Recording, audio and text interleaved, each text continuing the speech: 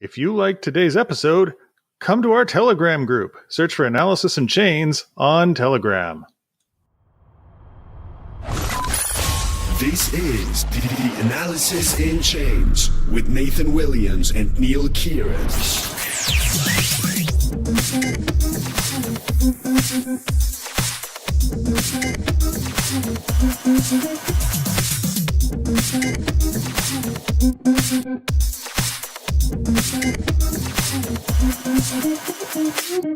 Welcome to Analysis in Chains. I'm Nathan Williams. Joining me today, as always, is Neil. Hi, Neil. Hey, Nathan. How's it going?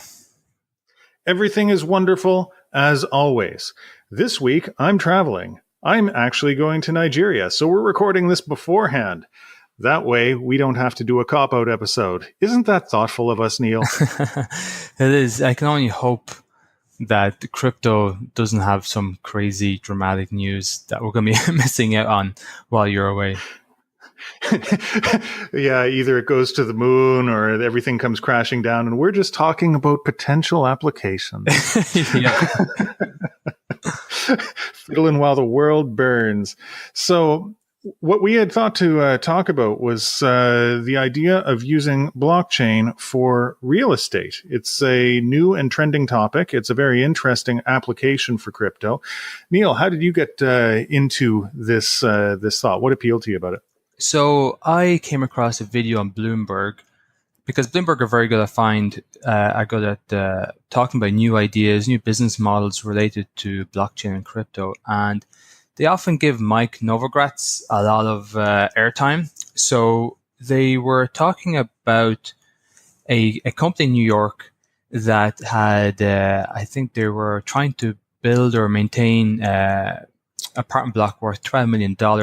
And the bank was saying, look, we will give you a loan for $12 million if you were to sell at least maybe 5 or 6 of these apartments. So they were having to try and sell these apartments, but they wanted to sort of get the cash in sooner so then they can start renovating apartments or whatever. So what they did was they wanted to do some crowdfunding in order to get money short term so then they can actually buy the block of apartments and therefore not depend on money from the bank. And it kind of really opened up this whole idea of, like crowdfunding for real estate is potentially a big opportunity instead of having to depend on banks. And now, in order to do that, you need some new forms of tokens. But I think this idea has caught on with a lot of people. I see Mike Novogratz and Galaxy Digital now taking on some people from Goldman Sachs to explore this avenue. So I think it has a lot of potential. And especially with this new idea of security token offering, I think that could be the new wave that could help enable real estate on the blockchain. I know a few companies who are already doing real estate blockchain type services, and they all have sort of different takes on it. The one here in Berlin is BrickBlock. I've shared a stage with one of their main spokespeople, Gonzalo. Maybe I should get him on the show at some point. They're quite well known around here. And they're doing it with sort of a utility token model where people would put up their own things. There's also an Airbnb style token where you would get nights in decentralized Airbnb with the token, and so it ends up being use of a property as opposed to ownership. But when you're talking about real estate and tokenized real estate, you really are talking about a security token. If it's owned by the company, if they're then parceling out ownership of the asset, and this means that it's in a much more, I guess you want to say, strict or difficult regulatory area, because security tokens, as soon as you start dealing with securities, you get people looking exactly how you govern yourself, how do you make sure that that investors aren't defrauded. And when you're dealing with blockchain, it goes a little counter to the decentralization ideal. I think that companies that really want to move into crypto real estate are going to have to be careful of that. And they're going to have to operate more like financial entities where they are selling actual property. And even though it's on the blockchain, they have to think about, how do we know who is buying the different pieces of it?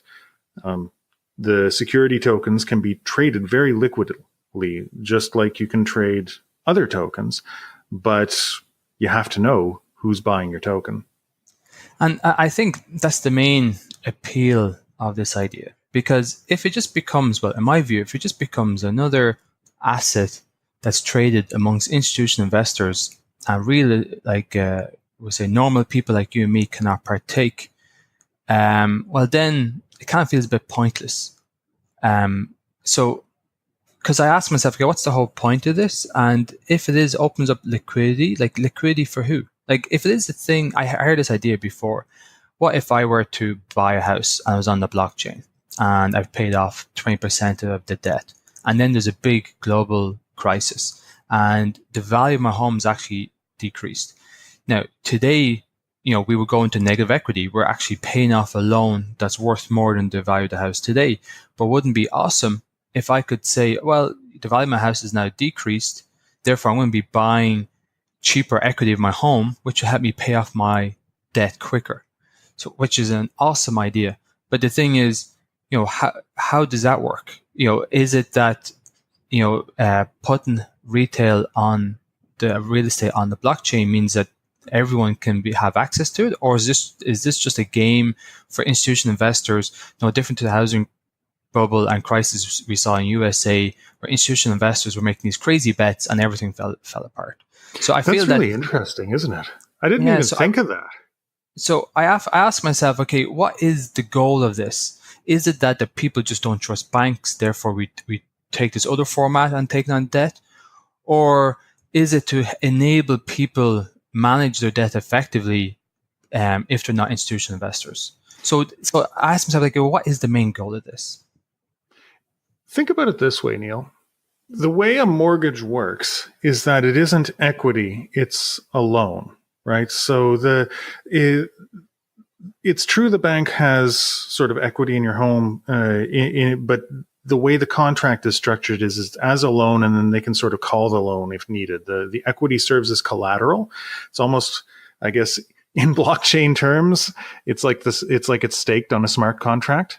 So the bank gives you the money, you buy the home, you own the home, but most of the equity is staked against the loan. It's not the bank at no time owns the equity of your home until you default on the contract, in which case they can call it. Right? Now, if you were doing this on a security token, it would depend on the conditions under which you purchased the equity in your home, and what rights were granted by the token itself. If the token represented equity in the home, then that's all well and good, but it means that technically other people who own pieces of that home, does that mean they can come and live with you? If the answer is no, then there's different rights for the owners of the token versus the owner of the owner of the home. And so if the token's representing, for example, a loan, then it would be exactly the same as a bank. You'd go into negative equity. But maybe the way you could structure it is that whoever owns the Genesis block, the Genesis token, or like one special token owns the rights to live in the house, and they would need to sell that. Or maybe it would be that whoever owns the majority of tokens has the right to live in the house and no one else does. So therefore, you could be vulnerable to a hostile takeover of your home, and you would only really be safe to buy a home like this if you were able to pay more than 50% of the tokens. But it's an interesting legal problem, isn't it? It is. So I think maybe it can work if you have multiple investors coming together to buy big apartment blocks. Maybe it can work better that way. But if you're buying for yourself, maybe it doesn't work. Going through all of the situations and issues you talked about, maybe it will work eventually. But in order to start somewhere, I imagine that the likes of Galaxy Digital are looking at 40 million, 50 million towers or whatever, because you have had so many investors involved. Surely they will end up together having more than 50%, and then the rest of it could be put on the blockchain. And then people can buy and sell the real estate on crypto on the blockchain. So maybe that's the right way to go about it. It becomes a stopgap for sort of covering up the rest of the capital required for investing. A bit like how it is today with some companies who are releasing crypto. They have money coming in from VCs and seed money and what have you, and then they get more money from the crypto side of things. I think this does go to show just how important it is to think through all of the different use cases, the real problems you're trying to solve, and to make sure that there are lawyers on your team trying to sift through exactly what these tokens represent as we move away from utility tokens being the only show in town to having security tokens on the market. That's when a lot of the question marks are going to be answered off chain in these contracts that the lawyers write. I mean, I could imagine, for example, an easy first use case not being a family that wants to own a home and raise money on blockchain, but rather, investment groups doing Airbnb and then using crypto to rent out time or that sort of thing. Like investment property makes much less likelihood of displacing families, at least.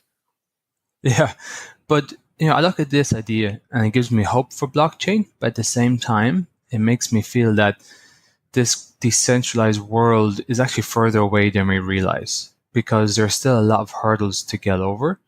And while it may be a niche market, today it could be another 4 or 5 years until really things take off. Like I was a lot more bullish short term, but now I'm thinking more longer term, maybe things would take off. Because if you look at the electric car, for example, electric cars have been around for a long time, but it's only now is there an electric car boom that nearly everyone who is going to buy a new car is now considering a new electric car. So I'm starting to think that maybe crypto and real estate is going to be the same. You're going to have a very niche market, and maybe in 5 to 10 years' time, will it actually take off? I think as far as security tokens are concerned, you're absolutely right. I think that utility tokens are much more short term because all of their utility is managed on chain, right? They don't give you any rights off chain. But as soon as you bring in security tokens, where you have a right to distribution of funds, where you have rights to physical assets, or other things that are quite clearly securities, it's going to take a lot of teasing apart of all of these legal issues, and that's going to take a while until we're ready for that. Yeah, I agree. All right. Well, until next time, Neil, have a great week and keep on hashing.